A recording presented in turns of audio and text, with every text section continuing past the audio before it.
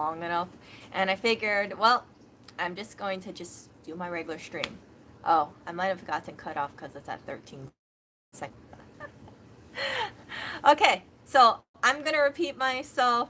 Yes, I am sitting on the floor. I am charging my phone right now, and because the cord is, I can't really, I thought to myself, like, okay, just keep it the way it is. So, anyway, as you guys know, I did a community post earlier today, and the stock market went down. I woke up and I heard words that the stock market is crashing. It's crashing. And I was like, what are you talking about? I look at my portfolio and I see ARKK. Now it's $80, but at one point it was $148 today. And hold on. You guys can imagine what I'm doing right now.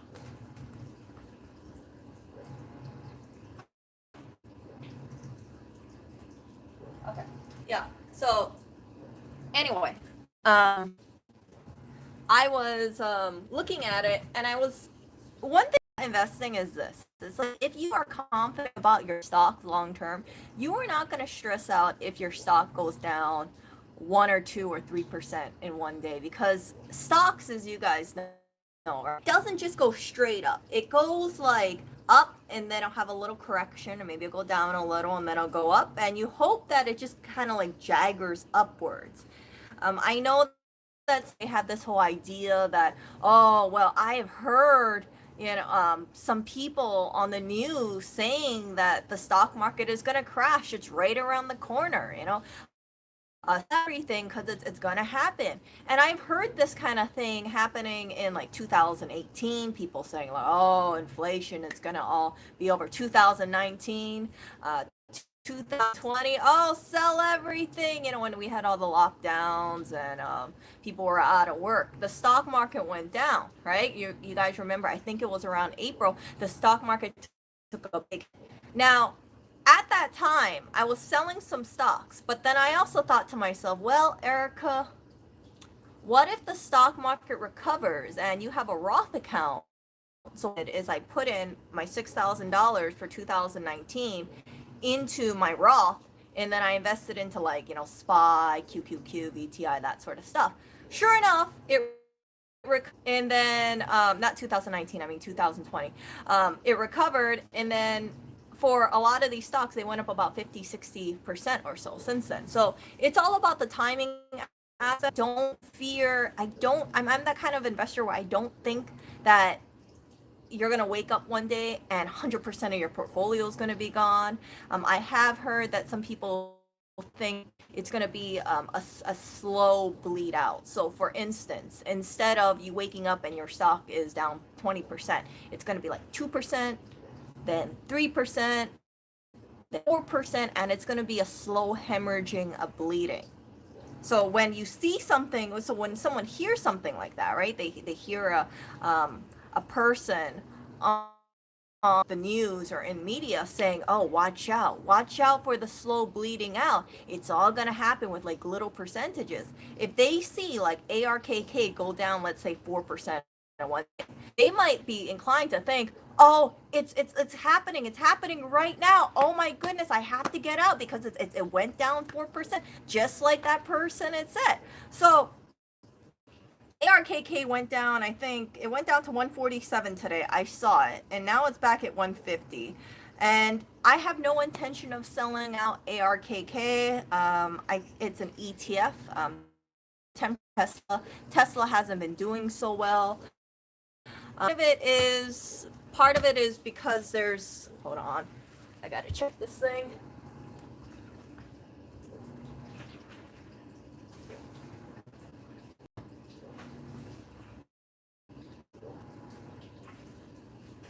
Yeah, I think one of the little post thing is a little like off or something. So anyway, yeah. So when you hear about that kind of stuff, it reaffirms any fears that you have, and maybe I am completely wrong here. Today is Tuesday. Today is Wednesday, February 17th. So it could just be that it's gonna, everybody's gonna be, the stock's gonna go down. It's gonna last for a number of years. So yeah, sell your stocks out now before with like going down 50%, 60%, but it just kind of like, I keep it in the back of my mind, but it's kind of like in one ear, out the other ear. What I kind of worry about is for like when new investors they see, let's say, a stock go up. For instance, Twitter went up. Twitter's been going up, I think, about 3 or 4% a day, and I've been holding on to Twitter since 2018. So I have a comfortable amount of gain, right? So when I see it go up 4%, I'm like, oh, that's good. I'm happy. Another 3%. Oh, that's good. And then today it goes down 4%. I don't think much of it because I think, well, it did make a fast track up. If it retracts a little, that's fine. That's fine. At least it's maybe I'll have like a little support or something, and then maybe I'll just keep going up slowly but surely. So I'm a big fan of diversification in our portfolio. About 20, 25, like about 22%, between 23% is between JD, and the other one is Amazon. So even though the stock market was down today, JD went up about 2%. Amazon, I think, went about 1%. And then because of my other holdings, some of them did really well. CCIV, I'm holding on to that. Mara has been doing well. The Mara, the negative 40 stock that I was telling you guys about. That went up 2% today. And then the other stocks have kind of balanced each other out. So it wasn't that bad of a stock day for me, but for who's just holding on to, let's say, ARKK, they've been holding on to it for a month. Yeah, I can see why they might get scared. Or they might say, oh, well, see, this is what happened when you buy on the top. Buy ARKK at the top. And there's a flaw in that thinking, because if you look at like stock prices, right? Like we look at Amazon at $3,200 right now. 1 year ago, 2 years ago, it was not $3,200. It was around like $1,700 or something like that. And so at some point, it always seems to be the top, because stocks have to gradually go up to hit a certain price point.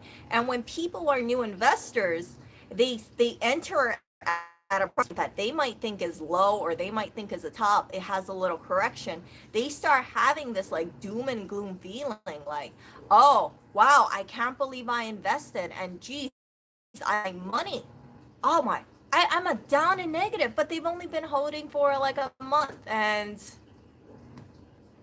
of course they're not going to have much of a cushion at all, because they've just been holding for a short period of time. For me, I've been holding on to Amazon since 2018.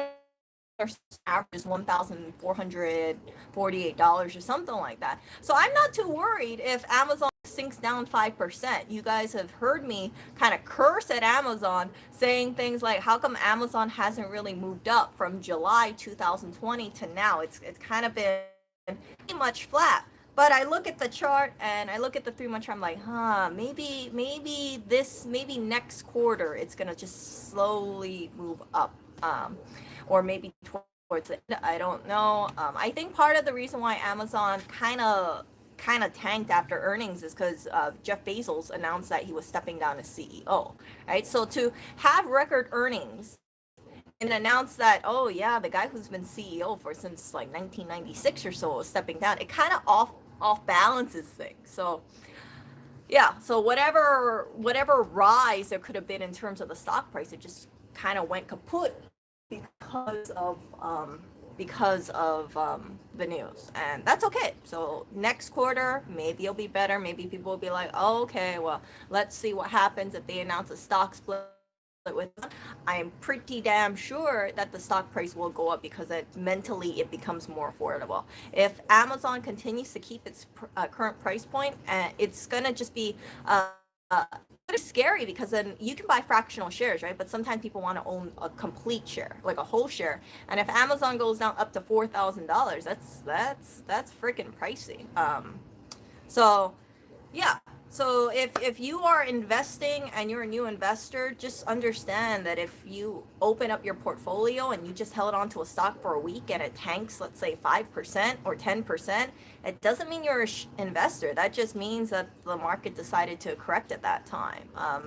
And But it doesn't mean that you're a crap investor as long as you invest into a company that has strong financials and it's or if you feel like it has a lot of potential to go upward. So for instance, right, if you buy and it's at, let's say, what's considered to be the all-time high.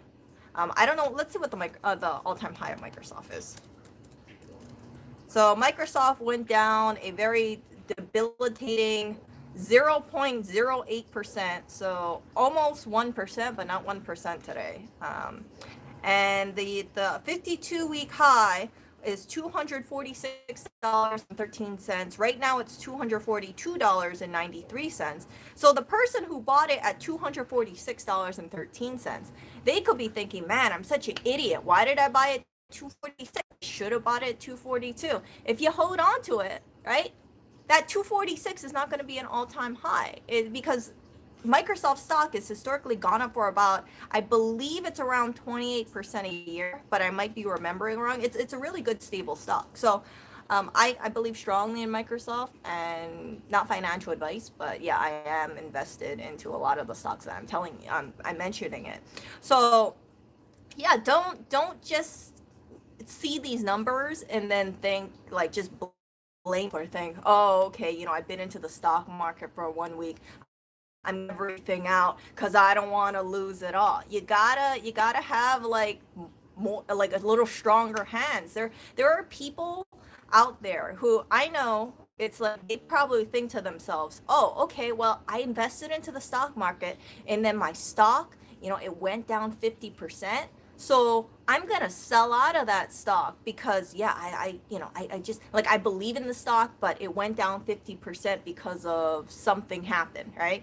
So then when they sell out, they're thinking like, oh yeah, I have a 50% loss. It's okay because maybe I would have had 100% loss if I sold out, or if I didn't sell out of everything.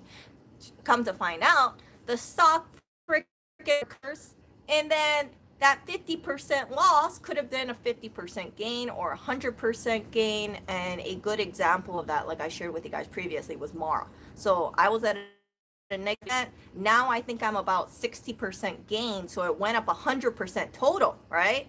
100% from that negative 40 loss because I bought it kind of at a high and it shot back up. So the whole idea behind Mara when I bought it was, I thought, well, Mara's shooting up because of Bitcoin. So if Bitcoin is going up, I probably should buy Mara. That was my thinking. Now I know, and some people have the same opinion about Riot as well, RIOT. So I bought it, and then it went down 40%, and you guys hear me cursing and everything. I'm like, but I'm not gonna sell Mara. Who knows? Maybe something will happen. Maybe Bitcoin will shoot up, and it does shoot up. So it leads me to this. You gotta trust your stocks. You have faith in what you pick. Don't just pick blindly. Please do not pick meme stocks unless you feel very comfortable having volatility. For instance, right, there are some people who invested in something like Nokia. Oh yeah, everybody else is buying Nokia, so I'm gonna buy Nokia too. Let's say they make 100% gain, and then afterwards they tell themselves, oh crap, well, yeah, I'm gonna keep holding, and people are selling. Oh yeah, well, Nokia to the moon, and then they become a bag holder. And this happened to me personally. You guys know I had this with BlackBerry. I also had this with GME, and I'm still holding GME because I see it as a very important lesson. And in the event that GME goes to $1,000, which I highly, highly doubt will ever happen, I can say I've been holding on to that stock. So there have been times where I look into these meme stocks that people are trying to push, and I look at my GME, I look at my 60, 70%, 60% losses or so. I bought it at 148. I think now it's at 140. No, now I think it's at 50. Yeah, like 60, like 70% loss or something. It just makes me take a step back. I think to myself, like, crap, I don't want to have another GME. So I'm happy that I kept it because there are some people that are saying, well, yeah, that's GME, but now everybody's trying to push, this stock and this stock and this stock, and I'm going to ride the wave, and I'm going to be able to sell out in time because I know I can and that doesn't happen. You go to, you scratch your butt or something in the morning, you look away from the screen, and then you have like it's if it spikes down like 20% on opening, you're like, oh crap, it's just not worth the stress. The whole BlackBerry thing I shared with you guys, like I put $1,000 into it, or $1,100 into it. I held on to it. I was hoping that it would go back up, and then I exited at, I think, $186 or something like that. $150, $186, which isn't very much profit at all. But it's like I did that. I sold, I see go up to like $13, $15, and I'm like, oh. But one of the reasons why I didn't hold on to BlackBerry a long time is because I was holding on to BlackBerry since 2018, and I saw BlackBerry go from like $13 all the way down to about, like, I want to say it was like $7 or so at that point. Be remembering wrong. All I know was like a big freaking negative, and I got into BlackBerry early because when I was looking into my portfolio one day, I was like, why the hell is BlackBerry going up 12%? It didn't make sense to me, and then I look it online and find out Wall Street Bets is pumping up that stock. So, so that's how I timed it, and then I just got kind of greedy, and I didn't know exactly when people were going to sell off, and that's the reason why it's like I didn't make as much profit as I wanted to. So, with that in mind, I'm not going to be stressed out about what happens with the stock market. If the stock market does crash a little, I don't expect it to be, kind of like utter annihilation in the stock market. I am thinking about hedging. So, you guys know, and I have shared this with you guys openly before, that I was talking to you guys, like I wrote in my calls, right? Like when Bitcoin went to 40K and it dropped down to 30K, I thought to myself, like, okay, I'm banking that it will go back up to 40K from 30K, and then it happens, It's like and then I thought to myself, like, yeah, okay, did I put any money into it? No, I didn't, because I was kind of worried about the volatility.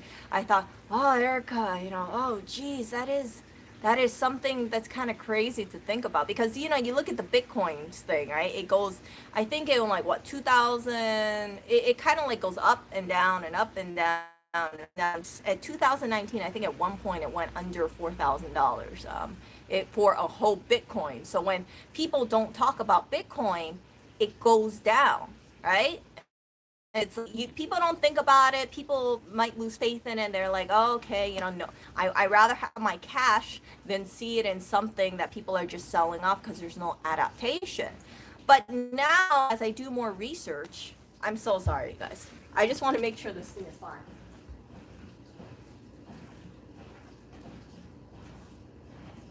So now, as I do more research, the thing about Bitcoin is that more companies are utilizing it. So I believe Apple's allowing Bitcoin to be used as payments. You got Visa, who has that credit card or debit card that's going to be coming out. They're going to use British back. And I know BlackRock, they said they're kind of dabbling into Bitcoin, and maybe Square, I can't remember. But as more credit card companies and more accept Bitcoin, that tells me that Bitcoin is not going to be going away, because they've invested money to try and set up a whole infrastructure around it. But that also tells me that if you're going to allow Bitcoin as a payment, that if you're investing in other coins, right, which they call S coins, you guys can fill in the words here. If you're using other coins like coins that, I don't know, like Sushi Coin or I don't know, Oreo coin, I mean, that kind of stuff.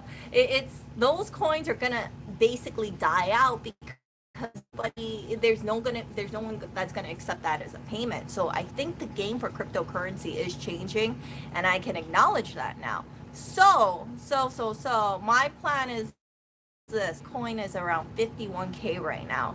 I think there might be a small pullback back into the 40s, but I don't see it completely go away, especially if Visa does that credit card or debit card that they are planning the more that you see concrete evidence, like Bitcoin is in your face, people are going to get drawn to it, and more people will say, oh, what is this? Oh, okay, let me think about using this Bitcoin thing. I do have a little concern about the Bitcoin, the transaction fees, the processing time. It is energy intensive. It does, in terms of like mining, it's not environmentally, and but I do kind of want to have a small piece in it, just in case it does go up more. And I do think it is going to go up more. If it doesn't, like, that's okay. Say, you know what, I tried, I went and did the Bitcoin thing, and if it didn't pan out, that's okay. Never invest money that you are not comfortable in losing. And I'm thinking about taking some money, like maybe something like $50 a month or so, and then putting it into Bitcoin. And I know that sounds like a small amount of money, but my idea, you do $50 every month, right? So that is hold on, I can't do math today. 50 times 12. $600 a year, right? $600 a year for how many years towards Bitcoin? See what happens in 4 years, right? Will the price of Bitcoin go up dramatically to 100,000, 200,000, 300,000, 500,000? I don't know. But I'm kind of curious to see what happens. And I don't want to put all my eggs in one basket, because I know some people would say, like, Erica, just throw your money in right now and see what happens. Bitcoin has so much volatility. I'm afraid that if I put in money, let's say today, then it's gonna go down to, let's say, maybe 45K next week, or maybe 43K the week afterwards, and I'm like, oh crap, man, maybe I just decided to go all, put it during when it hit 51K, and then I don't, it's like I can't average down later on. So that is my thought about it. And I think I'm just going to stick with Bitcoin. I'm not too sure about Ethereum, but it is something that I've been thinking about. And yeah, if I had actually invested into Bitcoin, then maybe it would have actually, wait, if I invested back into Bitcoin when I was around 30 dollars a month stuff, it's not that big of a deal to me. It's not like if anything happens and it drops down like 10%, I'm not too worried about it. It is a small amount of gain. I do acknowledge that. I know some people would say, Erica, you got to go big. You got to put in thousands of dollars at one time. But again, I know how I am, and I'm going to be very uncomfortable putting in thousands of dollars on a cryptocurrency that I just don't know where the future will bring. Like, I don't know if something's going to happen and people are going to mass sell out, right? And then maybe if they mass sell out, then cryptocurrency, the Bitcoin goes down to, let's say, 33K. So that's the whole idea behind kind of averaging down and then just letting it, just kind of getting a certain amount, averaging it out within the next year, next couple of years, and I might not have that much cryptocurrency at the end of it, but a little cryptocurrency is better than no cryptocurrency. I did look into making a Coinbase account. However, even though my address right now is in New York, because I have a Hawaii ID, they do not allow me to buy any Bitcoin because they don't do services in Hawaii. And it's kind of strange to me. Like, I kind of wonder about that, like, why are you blocking out Hawaii? And then I find out Hawaii, they only allow certain companies to do business with, I guess, within Hawaii for only 2 years, and BlockFi, I believe, is one of them as well. So kind of something. So that's, but I have to find a way around it. Let's see over here.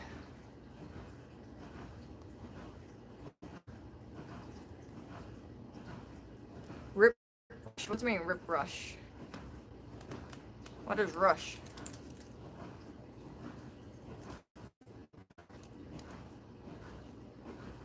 Oh crap! Oh no!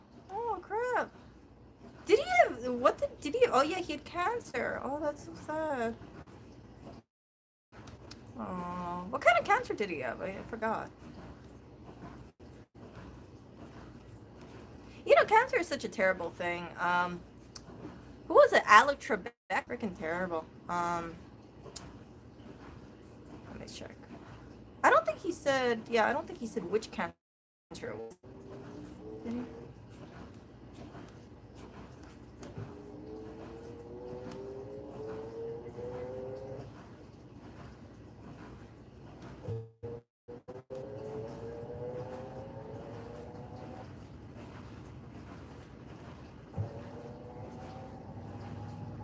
Oh, lung cancer. Lung cancer.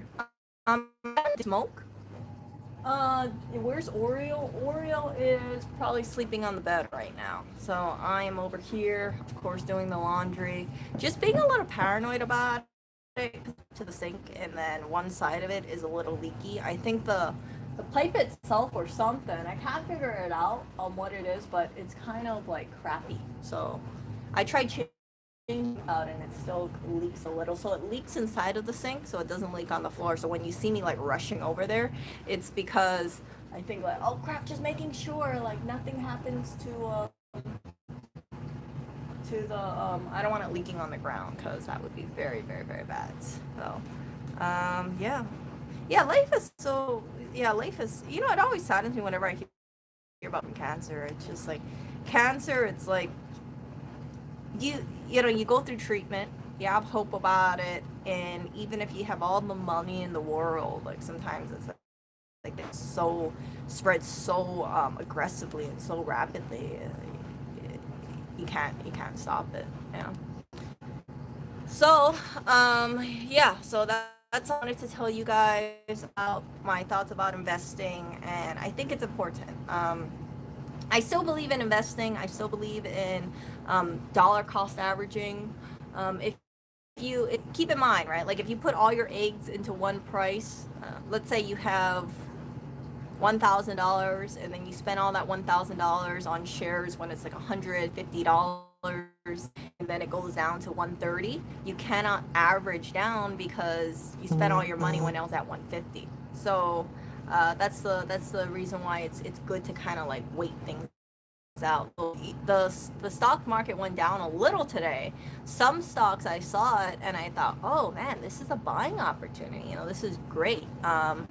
But for ARKK, because I don't have that much of a like a profit, right now, because I kind of invested relatively not too long ago. I just kind of thought, just wait for it. I'll wait for it to go back up to like the 150 range and things like that. So so anyway, I will talk to you guys later. And if you guys have any advice about where I can buy Bitcoin, and because I know they have like different like transaction fees and different all sorts of things, it's kind of like makes my head spin, because it's like I hear some places, it's like I hear about it and I'm like, wait, is that cheaper than another place, or is that one reliable? I don't know. It's just like so much different places. So if you have any places where I can buy Bitcoin as a Hawaii resident, because that's what my ID shows me as. It shows me as Hawaii, and it's crazy how Coinbase, like I take a picture of my ID and then they're instantly like within 10 minutes they're like, oh yeah, no, we're not even gonna like not verify your account. We're gonna close your account because we you cannot be a Coinbase user. I'm like, oh, that's kind of harsh. That's really fast, but I wish I could buy it. My plan with this is I want to buy the crypto, so I'm not going to do any of the Robinhood thing. I want to have my own keys. I want to not make the same mistake that I made back in 2017. So in case you guys are unfamiliar with what happened in 2017, I gave my ex $2,000 to invest in cryptocurrency. I wanted him to buy Bitcoin and Ethereum for me. And whenever I asked him about it, hey, can you give me the running balance? Like he wouldn't tell me outright what it is. He'll tell me something like, oh yeah, I wrote it down, later.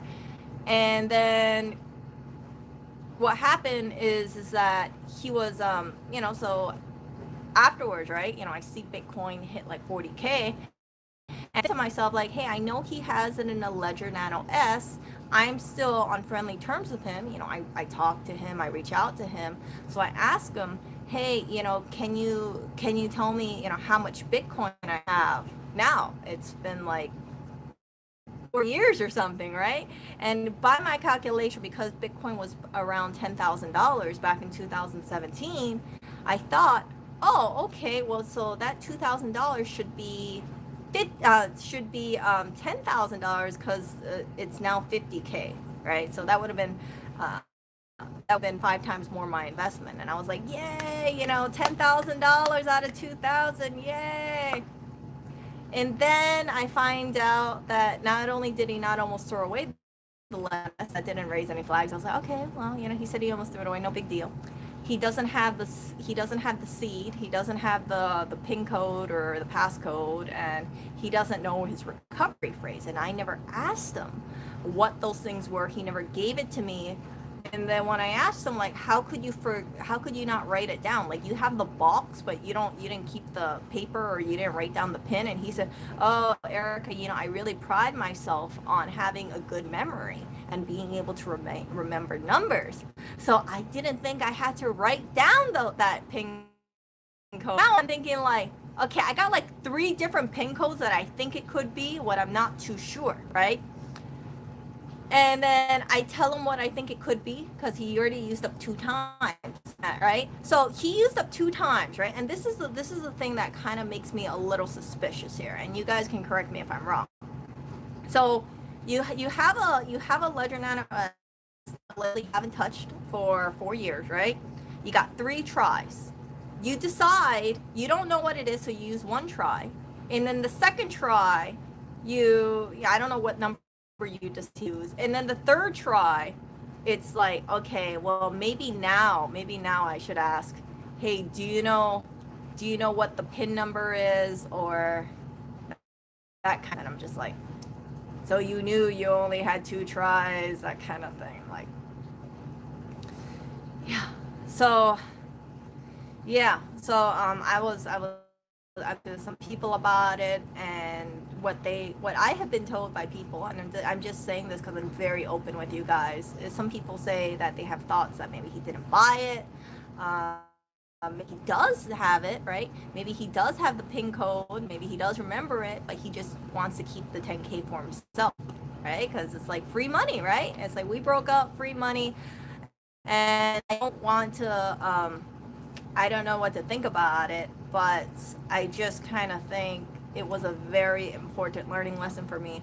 And I know I have 20 people watching my stream right now, so just keep that in mind. If you do cryptocurrency and you say, and I know people would say, give me so much crap about it, and be like, Erica, how could you blindly trust a person? It's like, well, I haven't been in a situation where I got screwed over before. I had every reason to believe that I could, I didn't have to worry about that stuff, especially because he was making 2 to 3 times more than I was at the time. So my 2K should have seemed like a little drop in the bucket. And yeah, so I just kind of thought, like, okay, I don't really have to worry about it too much. But yeah, so I actually did to a person who does, like, who can hack into wallets, and I forgot what their name was, but I reached out to them. They were actually featured in Forbes, and I told them about it. I said, hey, I got a Ledger Nano. I don't know what the pin code is, but I got 1 more try, and then the passcode, we don't know what it is either. Can we mail it to you, and then can you figure it out or something, right? And then they told me, they said, unfortunately, with the way the Ledger Nano S is, it's set up so you cannot crack it. That's a security measure. So think about it. A lot of people who have Ledger Nano S's, I don't want to say a lot of, but there's a percentage of people who have Ledger Nano S's who think to themselves, I will never forget this PIN code. Of course, the PIN code is going to be 9595, right? Like, I will never, ever forget that in the world. I'm going to remember it's 9595. For 2 years later, they're like, what's the PIN code? Oh, I don't remember. I don't remember at all. Oh, crap. Yeah, so don't be so lucky to think that you're going to remember your PIN codes or passwords or anything like that. I mean, for instance, right, I thought I knew I thought I know some of my accounts, some passwords for my account. I got locked out of one of my accounts today because I didn't remember that password. So I got to go and I gotta go call up that place and say, hey, you gotta, I need you to lift up the block on my account because I need to get in. So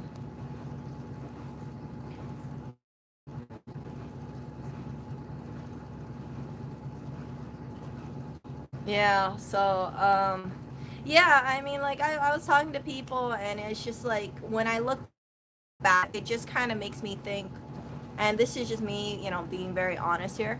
I just kind of think like if you cashed my check for my $2,000 check, right, and you knew I was asking you about it, why didn't you just be with me and say, hey, Erica, I've only spent this much money on this stuff. Like, I asked, what is my balance for this? It's just like either silence or I wrote it down, Erica, I'll let you know. So I kind of think to myself, it's like you take the money, but you're not willing to make that investment. And I see it as a very eye-opening experience because, like, let's say I was with this guy, right? Still, right? And let's say it's like we have, like our finance or something. Like, I don't feel like I could trust a person like that with finances because if you're in a relationship with someone over a year and you're just thinking like, oh, okay, I'm gonna do this with the person that cares for me, that supports me, that wishes me well, and just money or possibly lie to them when they ask about, hey, how's my little Bitcoin Ethereum investment going? That's very telling. And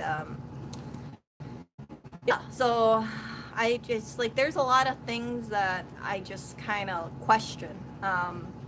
I just think like, yeah, why weren't you just open with me? And I think one of the things about any relationship is have honesty and trust. So money is not everything, but if you take my money and you don't invest my money, or if you are kind of deceitful when I ask you about my own money, that it just makes me think like, what if we had like a joint bank account, right? What if you were just spending the money and then let's say I didn't check the balances, right? What would happen to it? So that is kind of a thing. Like whoever you guys are planning to get married or you are married, I'm sure you guys know it's very important to be able to trust your partner, especially when it comes to financial matters. Make sure to screw you over or hide stuff from you, or yeah, like if you give them money, make sure they don't just like run away with it possibly, or kind of like if they don't invest, right?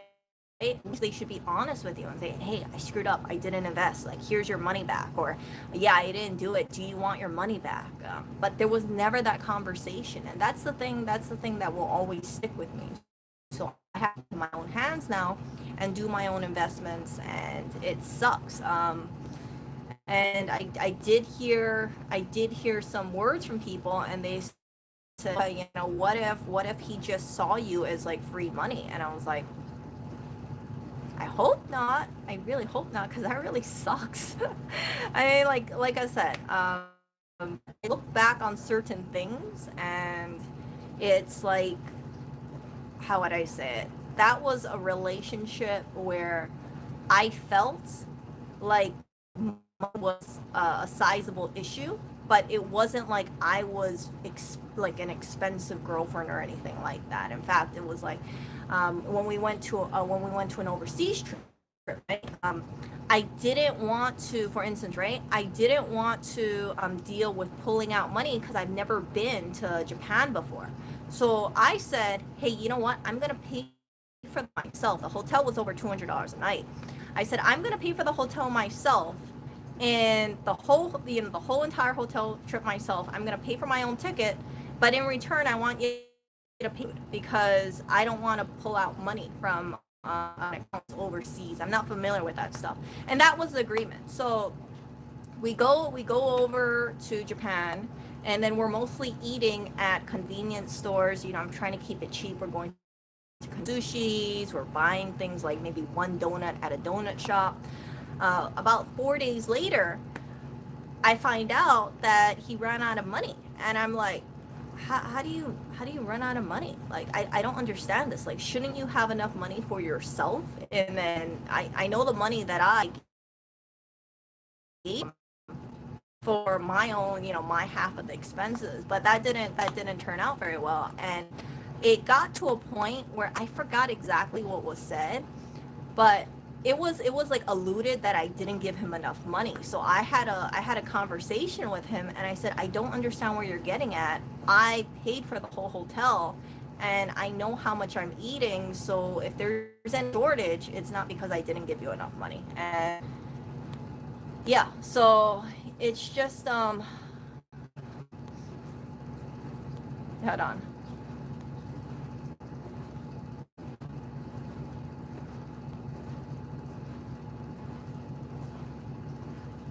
Yeah, so that was the thing. Like I've been in hold on one moment. I gotta turn off.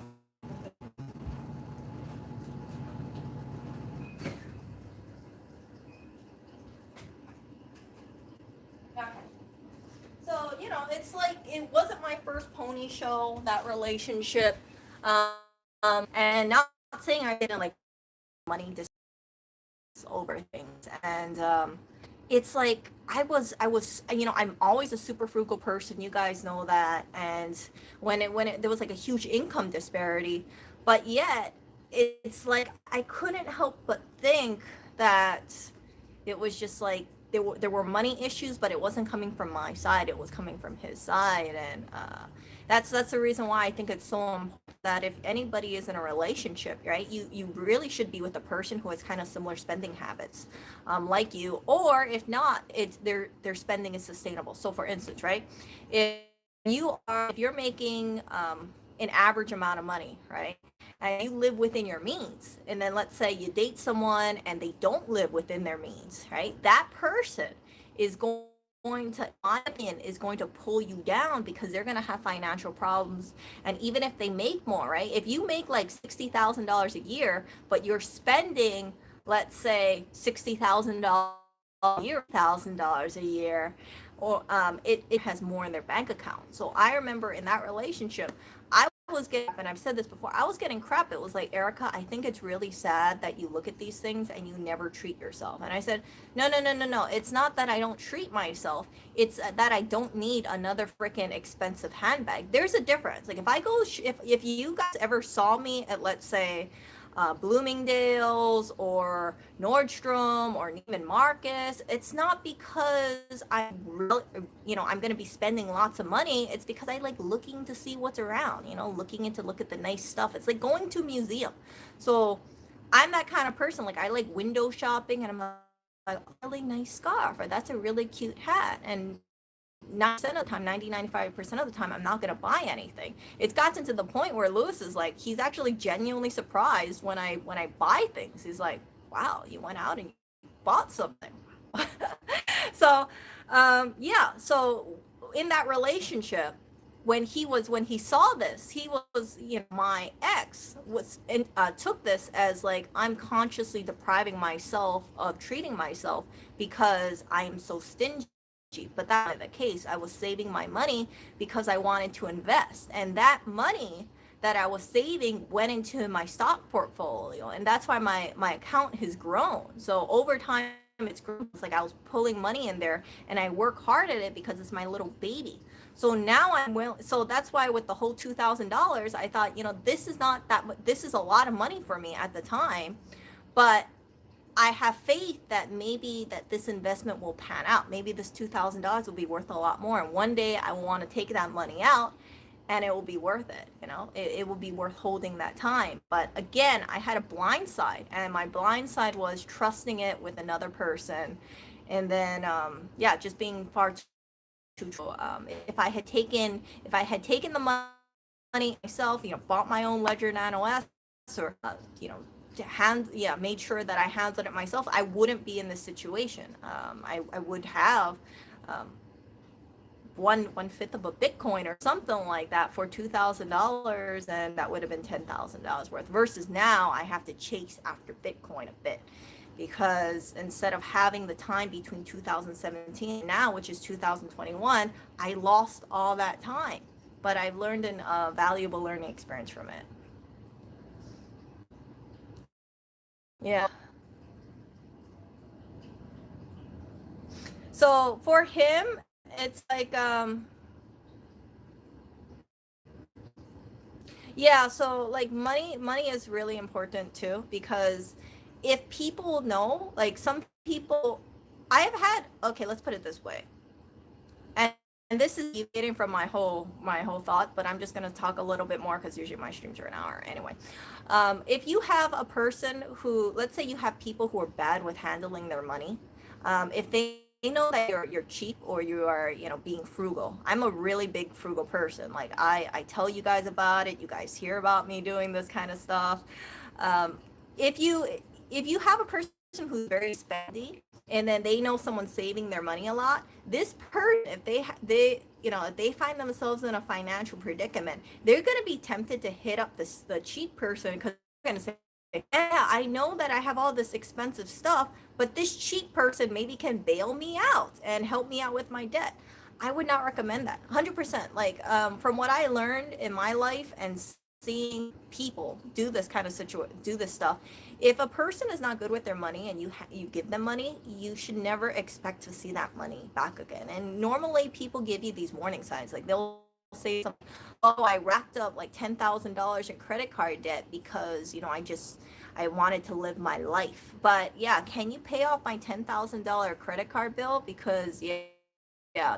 Or you hear people, like I told you about that one ex-friend of mine. She saved up money for college, right? She had money saved for a college semester. And spending the money on her college semester, she spent it on a Louis Vuitton bag. Louis Vuitton bag, yeah. So she hits up her boyfriend for money. Doesn't give her any money, unsurprisingly. She tells me about it, and I just get pissed off at her, because I'm like, what the hell are you doing, basically? Why are you prioritizing a handbag over your college? And that was the last time we spoke, because she ended up blowing up at me. She says, Erica, you can't tell me what to do with my money. And I'm like, okay. So those kind of people, it's like they want to be. So if you criticize your spending habits, even if you see it being a destructive spending habit, this person will be like, screw you, I can do whatever I want, don't tell me what to do. And I don't like people with that kind of attitude, probably, because I kind of think like, right now, I thought to myself, like, she was shooting herself in the foot, because she's happy having this designer handbag, but it's the expense of her future, which is her education. And you can, good education, and let's say you're going into a job that requires you to have a college degree, you're going to make money to buy that handbag in the future. But it's super stupid, it's idiotic to put your college on hold just to go for a LV bag. So yeah. Yeah, Funko has a really good, so Funko said that, good point. I learned that I shouldn't spend a lot of money on goods for fun. The stock market has gave me high interest since the March 2020 pandemic market. Exactly. So if you buy, I don't know, give me an example. Sorry, I'm going to use my example over here. If you buy something like, I can't even pull these things out. Say you buy something, right? You buy a nice trinket of sorts, right? You think to yourself, oh, it's no big deal. I wanna like treat myself. It's really not a big deal if you buy like an occasional thing for yourself. But if you keep buying expensive large purchases, right? Buy like having the nice fancy TV, and then you buy this and you buy that. And I know so many people, you guys, who go down this whole destructive path of chasing luxury goods, which I think is super stupid. I know it sounds kind of hypocritical for me to say that, but me, people who I see having luxury items, who are just like proudly showing it off, like look at me, I have my Chanel purse over here and my designer sunglasses and designer shoes.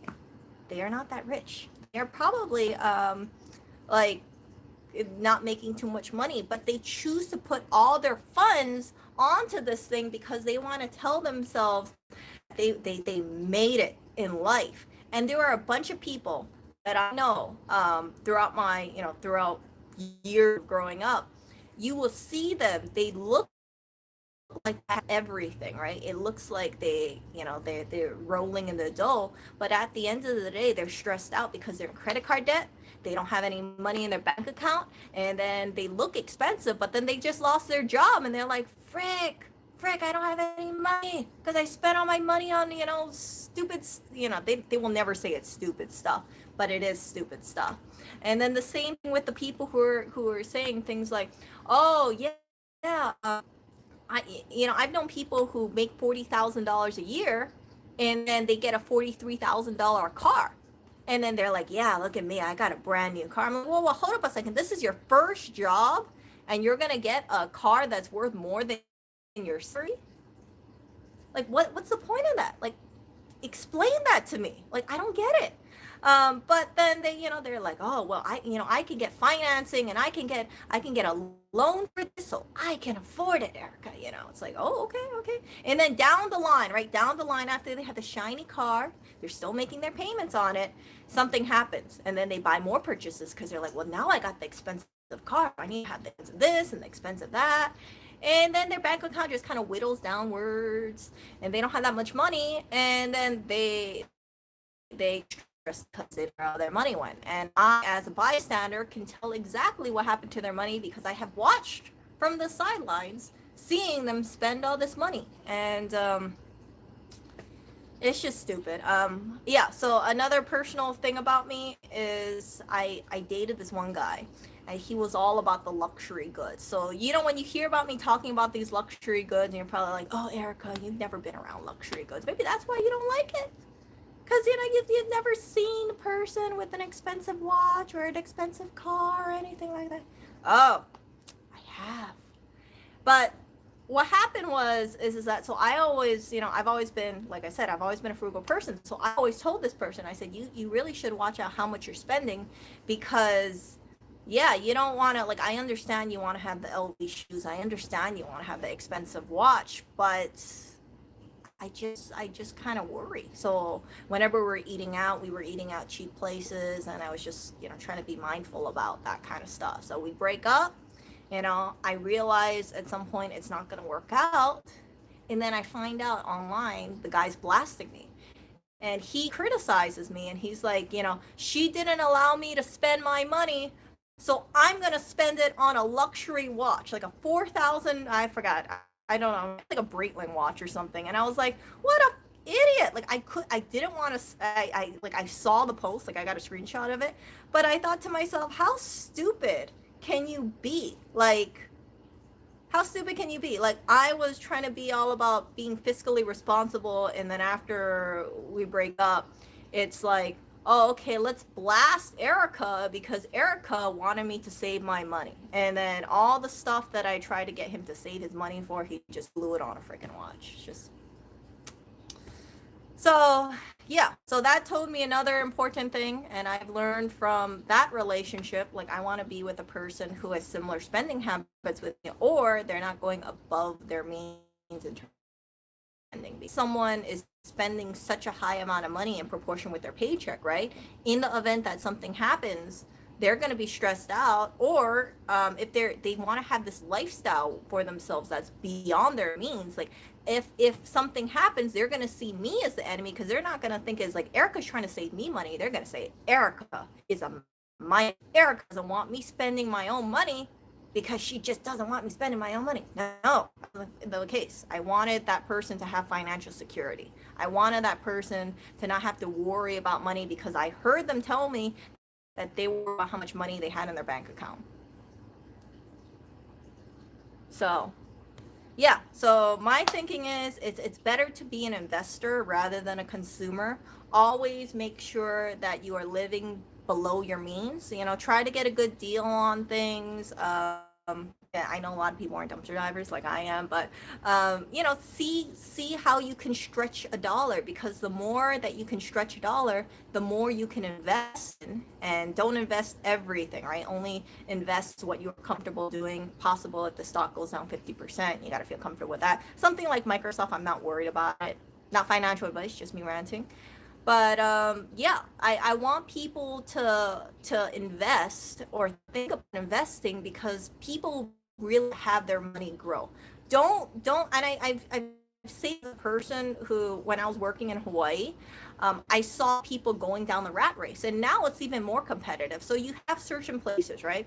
Certain stores that, let's say you work at a retail job, or you work in a company, right? You work at there, and they're like, oh yeah, well, times are tough. So give you a 3% raise, or we're gonna have to cut your income by 10% because of inflation. So some people feel stressed out and they're like, oh, well, I was depending on that complete paycheck, and yeah, that 3% raise, then yeah, that really now one way you can make that 3% wave raise yourself is invest. And you invest in something like, I don't want to say it again, it's not shilling, right? Like Microsoft, you look at the historical returns, that's more than 3% a year. So make the money that you have grow for you. And I would recommend holding along. Yeah, so I don't want people to get caught up in this whole idea where they need to rely on an employer to give them all their money, because employers, from my experience working like at a non-union job, they will try to squeeze every penny out of you. You're expendable. They're gonna. Some jobs are really nice and they're really supportive. I'm a real big fan of unions, as you guys know. Very, very transparent. I think unions are great. You do have some lazy workers, but mental health is incredibly important to me. So if a person has a union job and they're making a good amount of money, and then they invest it, I feel like their income is only growing larger, and then they don't feel like they have something, they don't have that mental stress of feeling like they're dispensable at any time.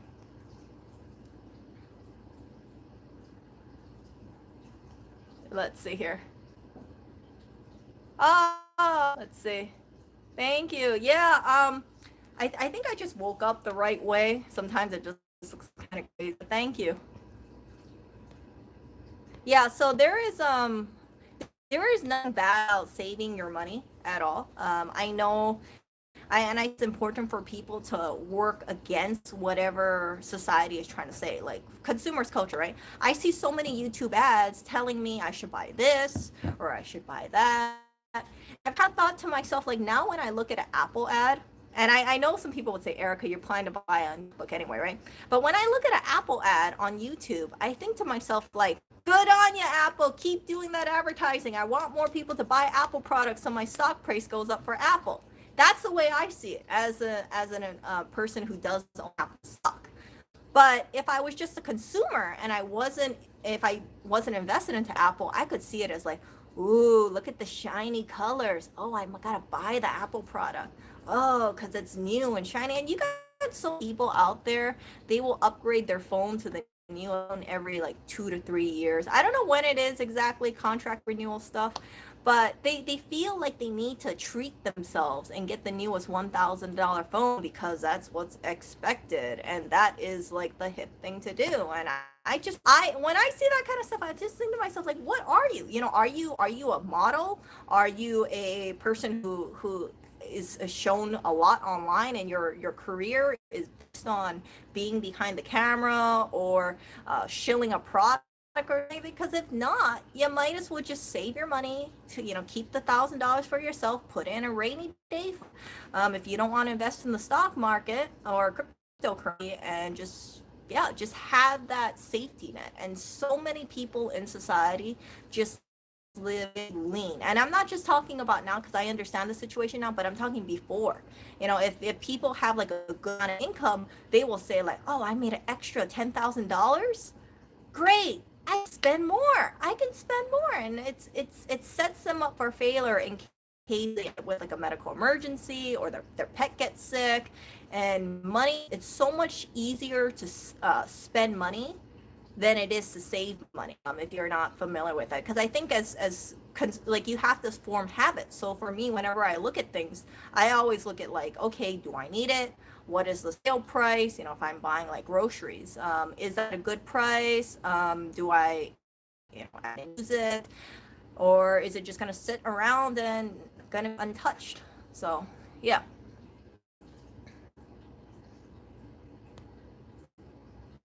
Yeah, I pay I use credit cards, and then I make sure I pay it in full every single month.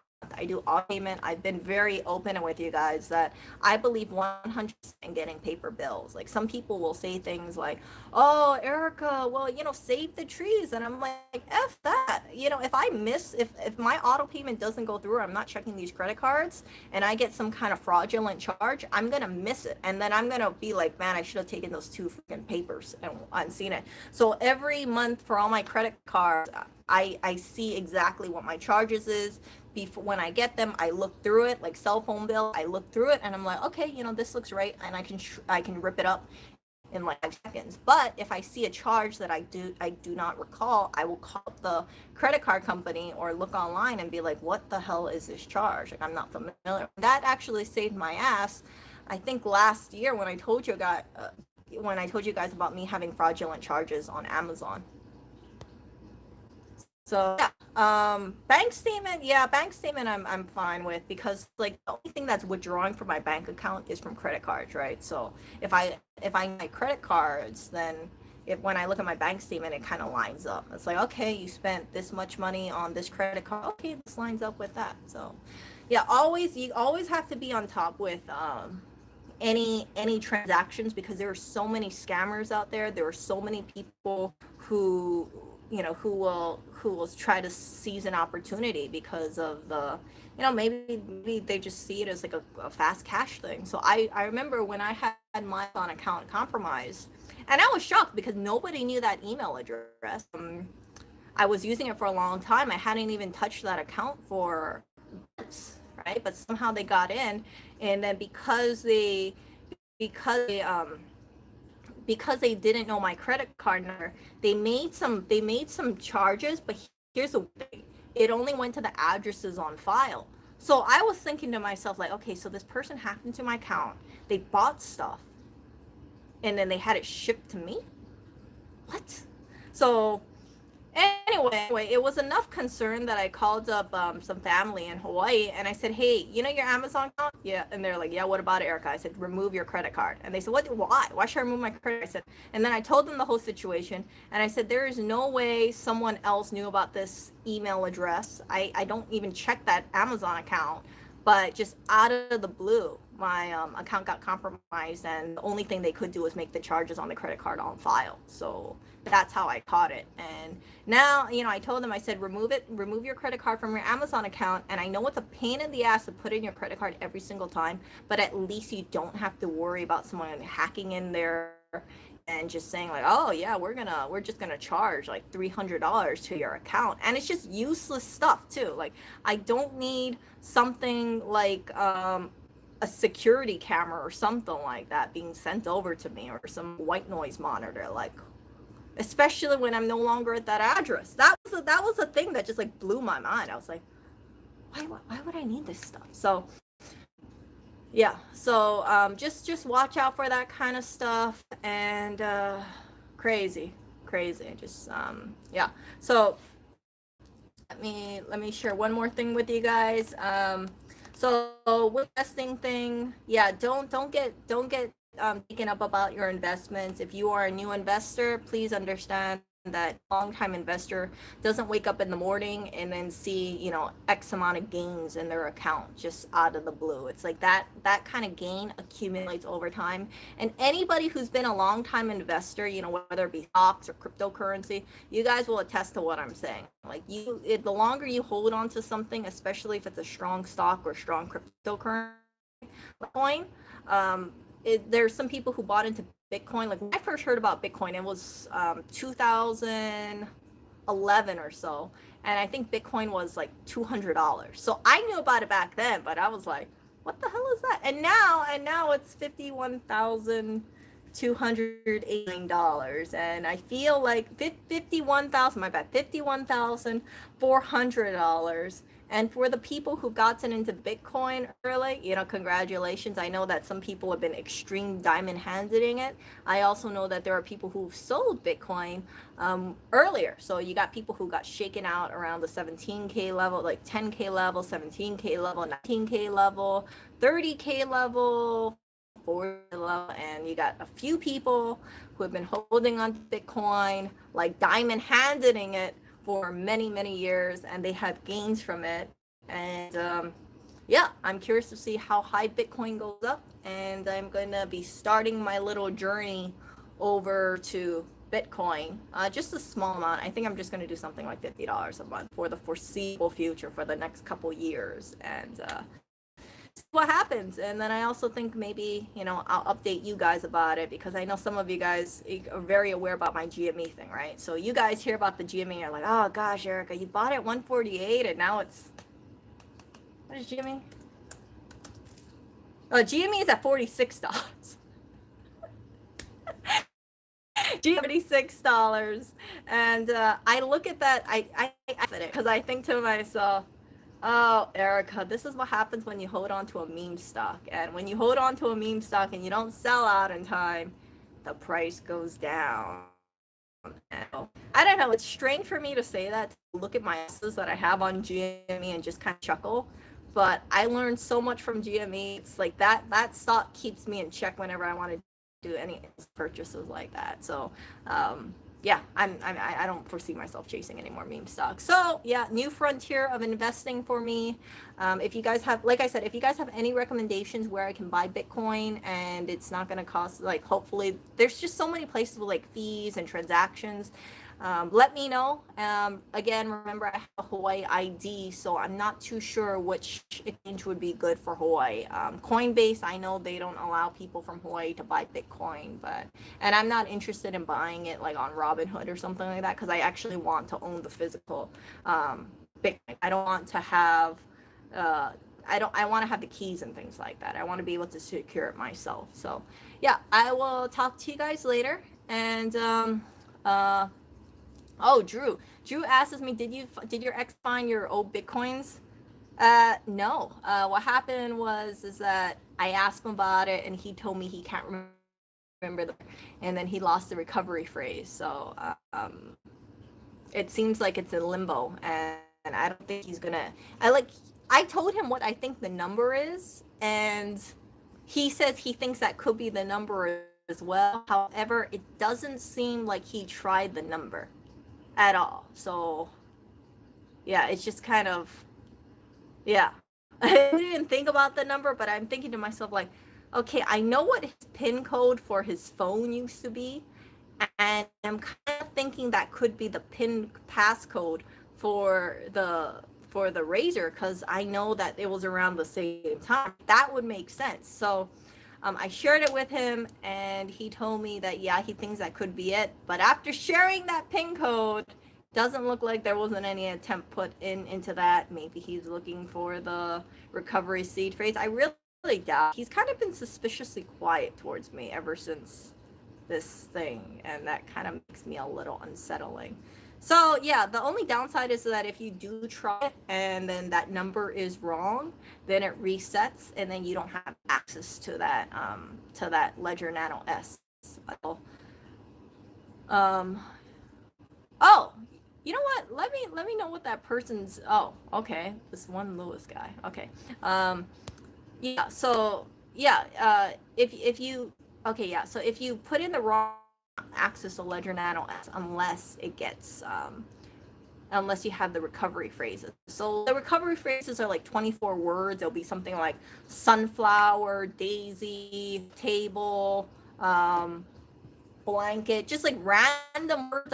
It's like 24 random words. So if you don't know it, you're kind of freaking really screwed. And again, he never shared the words with me. He never shared the PIN code with me. I never asked. That was the other thing too. So I made a mistake on that thing too, because I thought, like, oh, I'm sure he's responsible. I'm sure he won't lose it. I asked him, like, do you have it in a safe place? And he's like, yeah, Eric, I have it written down. Don't worry about it.